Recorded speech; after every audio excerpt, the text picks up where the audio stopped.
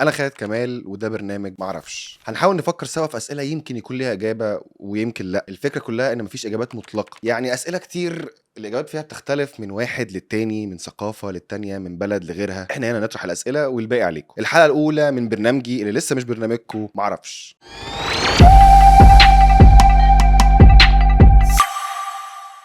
ليه شجعت مانشستر يونايتد؟ ما اعرفش.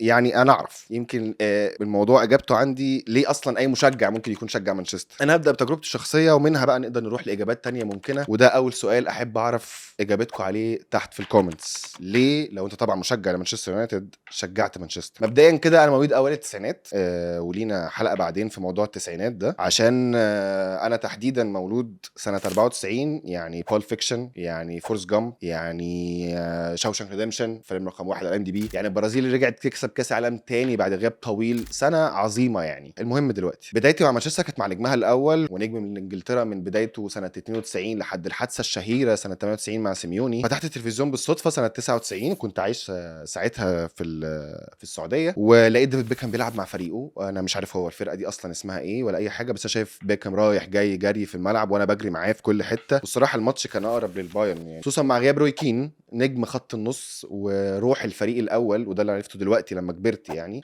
لغايه تقريبا بيكهام كان ديستروير في الماتش ده، بيلعب 6 و8، ما كانش حتى بيلعب وينجر صريح في الماتش ده، وقدامه الثنائي الشهير كول ويورك. المهم شيرينجهام نزل مكان لعيب غريب كان حتى ما اعرفش اسمه لغايه دلوقتي، وفي اواخر الشوط الثاني وفي تغيير دلوقتي رايي عنه ان هو ديسبريت قوي، بائس جدا. كان تغيير مهاجم مهاجم، اللي هو نظام المهاجم ده حظه مش ماشي، يمكن خد ده يمكن يمشي معاك. ونزل معجزه 99 اولي جورر سولشكاير في الدقيقه 83. بالمناسبه قبل الجون ده كان البايرن حاطط كوره في العارضه من دبل كيك، كانت 100% هتخلص على الماتش لو دخلت. تفاصيل صغيره من ثلاثيه تاريخيه لنادي انا ما بحبوش خالص اللي هو بايرن ميونخ، لثلاثيه تاريخيه للنادي اللي انا بحبه دلوقتي مانشستر يونايتد. اوليفر كان قاطع ماء نور على مانشستر لحد اللحظه الحاسمه ونقطه الامل الاولى. ضربه ركنيه طبعا من متخصص ديفيد بيكهام، تتلخبط ما بين كل اللعيبه مع تقدم شمايكل، وتروح لجيجز اللي بيشوط اي حاجه من بره منطقه الجزاء، يلقطها شيرينجهام في النص، يحاول مسارها تخش جون. 1-1 الملعب طبعا بينفجر، كله بيحضر نفسه للوقت الاضافي. وبالمناسبه ديفيد بيكهام في الوثائقي بتاعه قال ان هو ما كانش عارف ازاي هيخش وقت اضافي، هو كان ميت من التعب والجري اصلا طول الوقت. ولكن يشاء القدر بعدها بدقيقتين في الدقيقه 93 وكورنر تاني يجيب سوشكاي يروح عليه ديفيد بيكهام متخصص الفاولات والكورنرات. ده مش من فراغ، كان بيحكي ديفيد بيكهام وهو صغير ان ابوه كان بيلعبه 1500 ضربه حره من اماكن مختلفه وزوايا مختلفه وهو طفل، عشان خاطر يتقن الضربات الركنيه والضربات الحره. كان قاسي عليه جدا زي ما كان بيحكي في الدوكيومنتري بتاعه. بيرفع ديفيد بيكهام الكورنر، يجري عليها شيرينجهام براسه، هوب يحولها لسولشكاي، يحولها بدماغه في الجون الثاني، بينفجر الملعب باحتفال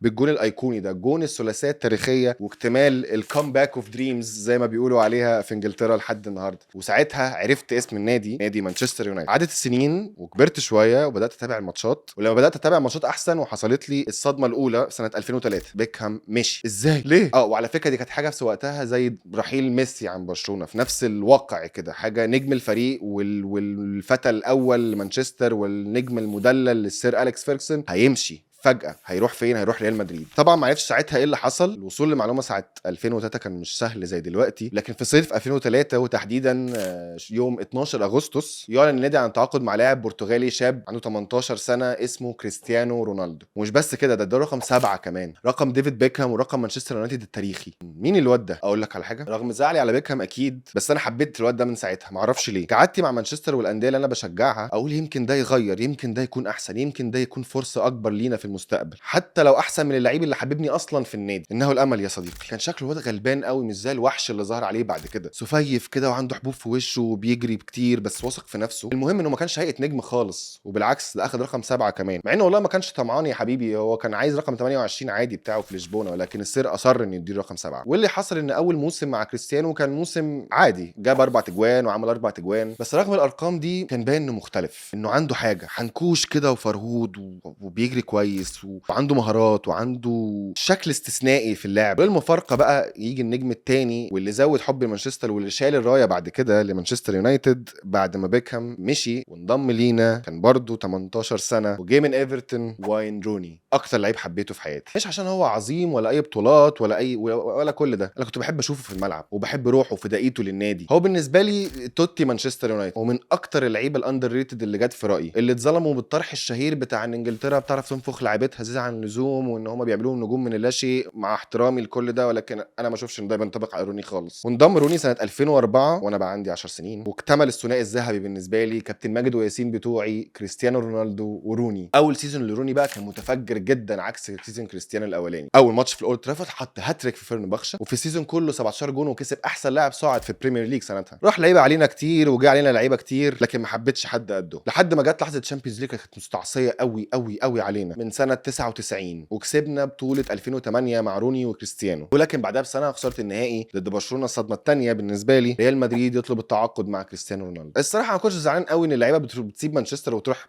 ريال مدريد، لانه في الاول في الاخر فريق الاوروبي الثاني، فتمام يعني، بس كنتوا خدوا روني معاه. بس ساعتها خلاص كان كريستيانو توحش، بعد ما زي ما قلت لكم انه كان عيل فرهود بقى وبتاع، توحش وبقى ضخم وبقى عنده لايف ستايل واضح وصريح، وبقى عنده ستايل في اللعب واضح وصريح، وبقى من اقوى لعيبه العالم. فخلاص بقى لايق دلوقتي انه يبقى بروفايل الجديد، النجم الجديد لريال مدريد، بعد ما بقى مكنه اجوان واسيستات واخد البالون دور سنه 2008. بابا السير اليكس فيركسون قدر يخليه فعلا لعيب متكامل. مشي كريستيانو عشان يكتب تاريخ كبير مع ريال مدريد من بعدها، وروني فضل شايل احلام اليونايتد على كتفه لوحده كنجم للفريق. فضل اليونايتد يكسب الدوري عادي سنه ورا سنه، لكن اللي بتستعصي عليه دايما هي الشامبيونز ليج. بعد نهائي 2009 رحنا نهائي 2011 ضد برضه زفت برشلونه عشان نخسره تاني، لحد دوري 2012 الشهير بدوري اجويرو. لحظه جديده فارقه في تشجيع لمانشستر. احنا طلع عندنا ديربي بجد، انا ما كنتش عارف يعني ايه ديربي. بالنسبه لي كانت ديربي يعني اي فريق كبير بنلعبه، ارسنال ليفربول تشيلسي، يبقى ده ديربي. لكن طلع ديربي انك تلعب فريق قوي او فريق الند بتاعك من نفس البلد.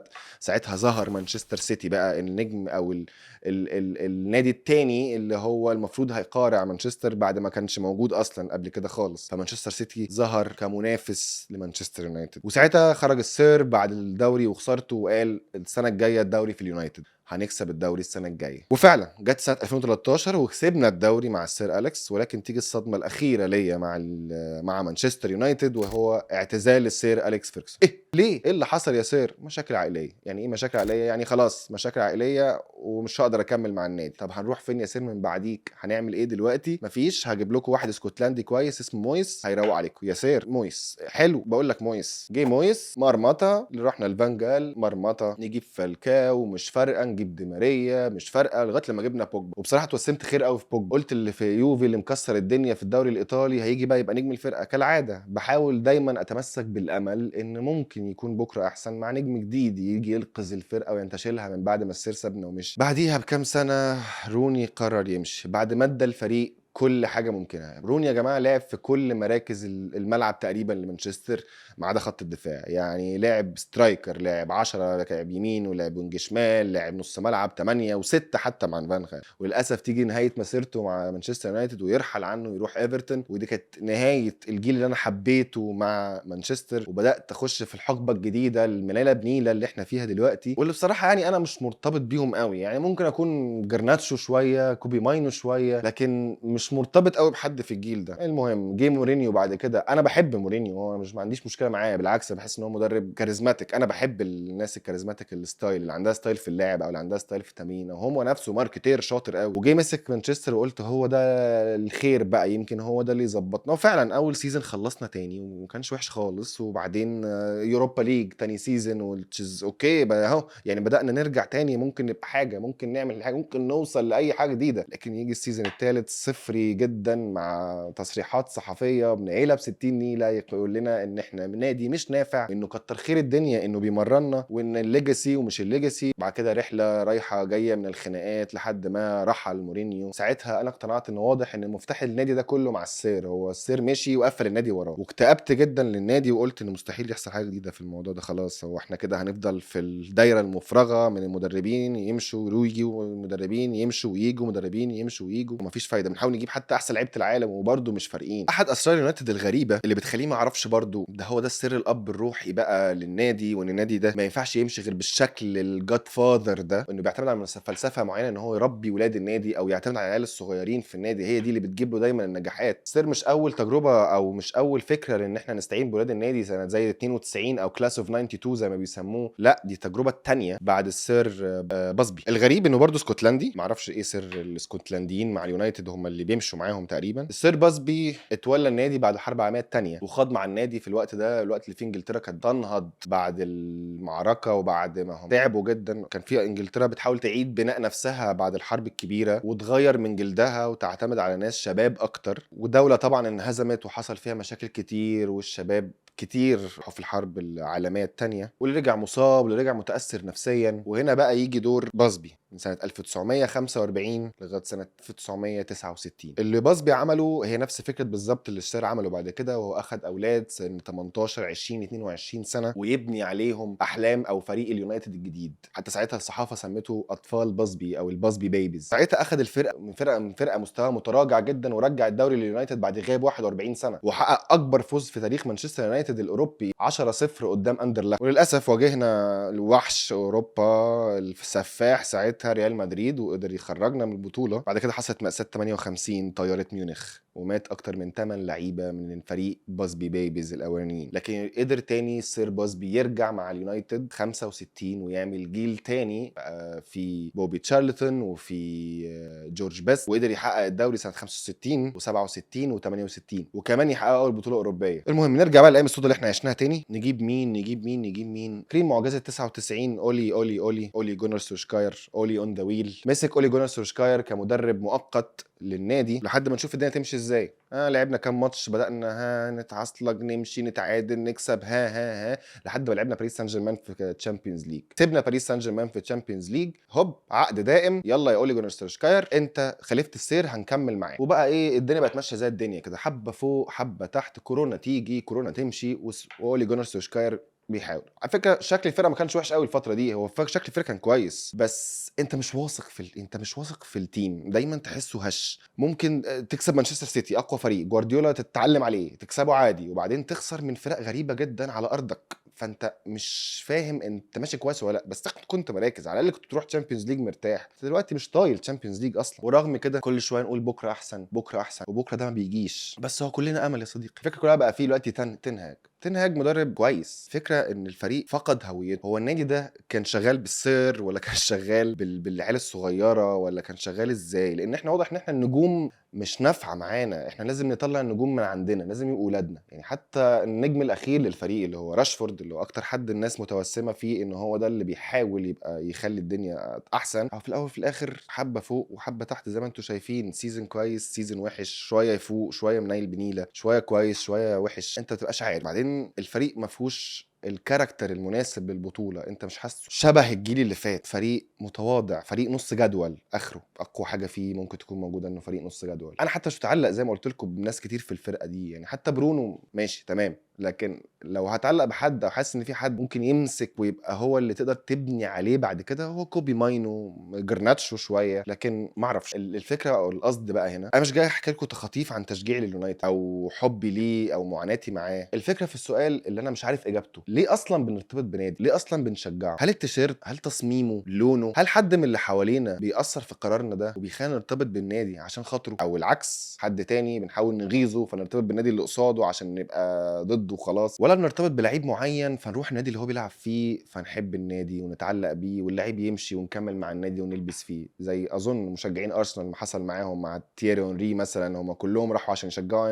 هنري مشي وهنري اعتزل والنادي كمل وهم مكملين معاه رغم الصعوبات، ورغم ان هو كان الجيل او جيل هنري هو اقوى حاجه حصلت لهم. فبالتالي هل هي دي الفكره، انك بتاخد لعيب وتجري وراه؟ الانتماء للنادي عامل زي الحب، لو انت مش مؤهل نفسيا انك تنزل تقابل حبيبك في اليوم ده. عشان كده انا عايز اعرف منكم بتشجع نادي ايه بره وجوه، وليه في رايك شجعته؟ اكتبوا لي في الكومنتس. وعلى فكره القناه محتواها مش كوره بس، هو هيبقى معرفش